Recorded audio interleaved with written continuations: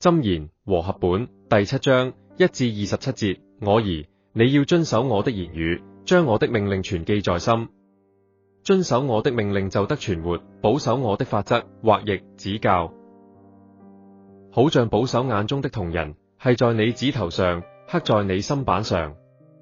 對智慧說，你是我的姊妹，稱呼聰明為你的親人，他就保你遠離淫婦，遠離說媚話的外女。我曾在我房屋的窗戶內，從我窗之間往外觀看，見愚蒙人內，少年人中，分明有一個無知的少年人，從街上經過，走近淫婦的巷口，直往通他家的路去，在黃昏或晚上或半夜或黑暗之中，看哪，有一個婦人來迎接他，是妓女的打扮，有詭詐的心思。這婦人喧嚷，不守約束，在家裏停不住腳，有時在街市上，有時在寬闊處，或在各巷口蹲伏，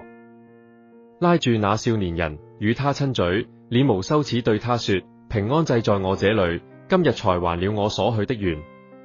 因此，我出來迎接你，懇切求見你的面，恰巧遇見了你。我已經用繡花毯子和埃及線織的花紋布鋪了我的床，我又用沒藥、沉香、桂皮分了我的榻。你來，我們可以飽享愛情，直到早晨，我們可以彼此親愛歡樂。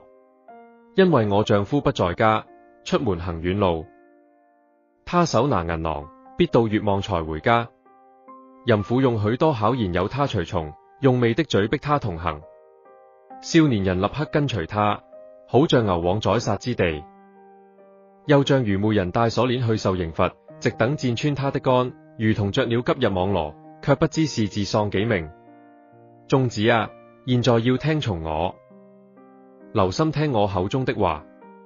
你的心不可偏向淫婦的道，不要入他的迷途，因為被他傷害輔導的不少，被他殺戮的兒且甚多。他的家是在陰間之路，下到死亡之宮。